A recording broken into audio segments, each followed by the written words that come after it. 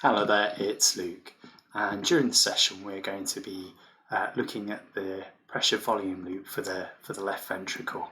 Now, this is a means of a model of understanding the changes that occur in the left ventricle during different stages of the cardiac cycle.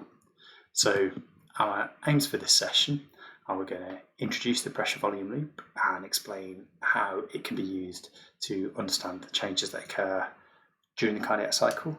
We are going to highlight the importance of the valves on the left side of the heart to its function, and we're also going to introduce some terminology and concepts that will help you to describe more accurately the various events that occur within the heart.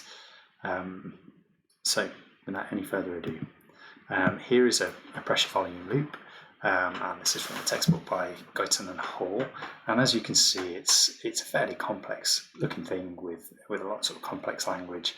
And the aim of this session is hopefully to simplify things and gradually just sort of build them up so that when you're presented with a diagram like this, you can more easily understand exactly what's occurring. So this is our simplified pressure volume loop graph, and you can see on the y-axis up and down is changes in pressure within the ventricle, and along the x-axis running along the bottom there are changes in volume within the ventricle, and this is what we'll be using for this session. I've dispensed with the numbers up and down the side, whilst they're probably important sort of later on in terms of understanding that there are changes in pressure or volume, and that the specific numbers aren't that helpful at this stage. So we're first going to consider our normal anatomy of the heart, and here's a very sort of simplified sketch that I provided. And I'm sure you'll be familiar with the structures of the heart. And similarly, here's just a refresher of the valves. So on the left side of the heart, we've got the mitral valve and aortic valve. Similarly on the right, we have the tricuspid and pulmonary valves, and they ensure the correct flow of blood through both sides of the heart. So what we're going to do to help us to really focus our minds on the left side of the heart, the left ventricle, is we're going to sabotage this diagram and chop away all the structures from the right side of the heart. So we're left with something that looks like this. And just to label it again, we've got all the structures that you would expect to see on the left side of the heart: left atrium, left ventricle, mitral and aortic valve. And you're going to see this diagram sort of popping up next to the pressure volume curve graph as we go along to explain exactly what's going on at any given time.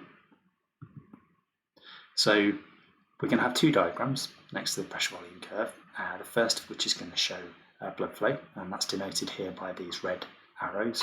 So you'll be able to see near the top, there's blood flow from the lungs come through the pulmonary veins into the left atrium, and the mitral valve is open, so blood is flowing from the left atrium into the left ventricle. Similarly, we're going to have a diagram demonstrating the various pressures that are acting upon the valves, and you can see that some pressure comes from the left atrium through the mitral valve into the left ventricle. Well, that's the flow of blood, but I'd like to draw your attention to this sort of purple arrow coming back from the aorta with pressure on the aortic valve, and this is a pressure of force that we refer to as afterload, and that's the pressure coming back from the systemic circulation which the left ventricle has to overcome in order to open the aortic valve and then eject the oxygenated blood into the systemic circulation. It's a very important concept within cardiac physiology. Okay, so here's our first slide with the pressure volume loop. We're at point A on our chart, and so the mitral valve is open, but the aortic valve is closed. And if we look at our diagrams towards the bottom, you can see, well, green diastole, so the heart is relaxed, blood is flowing in passively from the lungs, through the pulmonary veins, through the left atrium, through the mitral valve and into the left ventricle. And if we look at our graph, you can see that the arrow is moving from left to right to indicate that the volume is increasing, although because the heart muscle is relaxed, there's no real sort of change in pressure at this point. And so we can look at that pressure diagram of the left side of the heart, and there's a little bit of pressure coming through the left atrium to the left ventricle, and there's all that pressure coming back on the aortic valve. But as the heart is relaxed, it's yet to be sort of overcome by left ventricular contraction. Okay, so everything's relaxed, blood is flowing into the left ventricle. We then have atrial depolarization, so our P wave on our ECG, and what we should have is a coordinated contraction of the atria, so the left atrium in this case, and that's squeezing the last sort of 10-20% of sort of blood volume from the left atrium into the left ventricle, and we can see that's denoted on the blood flow there. We refer to this ejection from the atria as an atrial kick, and when we look at our pressure volume curve, we can see that again the volume's gone up and the pressure has gone up very, very slightly because we've squeezed in that last little bit of blood from the atria. Now, the action potential has spread. It's come through the AV node, spread through those Purkinje fibers really, really quickly, and the ventricle is beginning to contract. And so consequently, the pressure within the ventricle goes up to the point where it squeezes the mitral valve closed. It's not yet enough pressure to overcome the afterload, so the aortic valve remains closed. As both valves are closed, there's no blood flow. And we can see on our pressure volume chart a phenomenon we call isovolumetric contraction. And all that means is there's no change in volume because the valves are closed, and yet there's this big change in pressure because the ventricle, the myocardium of that ventricle is beginning to contract. So there's a lot of pressure building up in the LV. And the pressure reaches a point where it overwhelms the afterload, and so the aortic valve opens, there's blood flow through the aortic valve, and we call this rapid ejection during ventricular systole.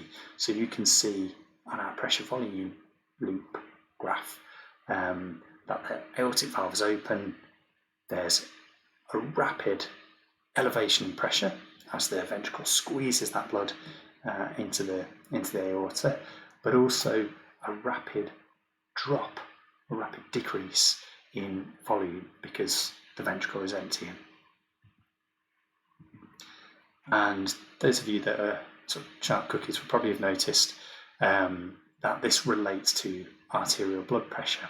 So at the point of which the aortic valve opens, we would refer to this as the diastolic pressure, and that sort of peak of pressure during contraction, that would be our systolic blood pressure, and the difference between the two would be the pulse pressure.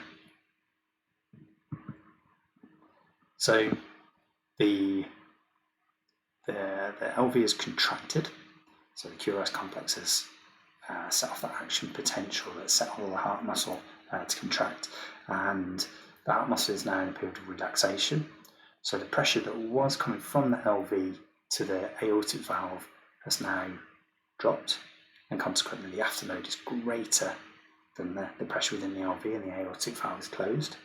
There's no blood flow in or out of the LV because both the mitral valve and the aortic valve are closed. There's a little bit of blood flow coming into the left atrium, you can see from the pulmonary veins. And we've got this period of time which we call isovolumetric relaxation. So again, isovolumetric, there's no change in volume, but there's a big drop off in pressure because the LV myocardium is just relaxing, so there's a big drop in the pressure. And then, as you can imagine, we've come full circle at that point in diastole, where actually the flow of blood coming in from the pulmonary veins is now overcoming the pressure on the mitral valve from the left ventricle, if that makes sense, and the mitral valve's opened, and some blood flow moving between the left atrium and the left ventricle. So I'm now going to introduce some technical terms that will be useful when discussing sort of dynamics of the sort of cardiac cycle. And the first of these is the left ventricular end diastolic volume. Now, this refers to the volume of blood that is in the left ventricle when it's at its fullest.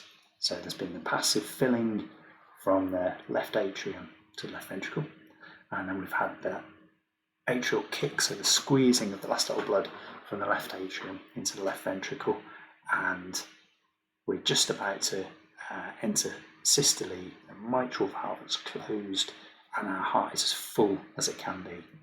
And those of you that are familiar with the term preload will realise that the greater that left ventricular end diastolic volume, the more stretched all the sort of myocardium and the myocytes are, that to a point means that you have a greater preload, and so greater contractile force when the LV does contract.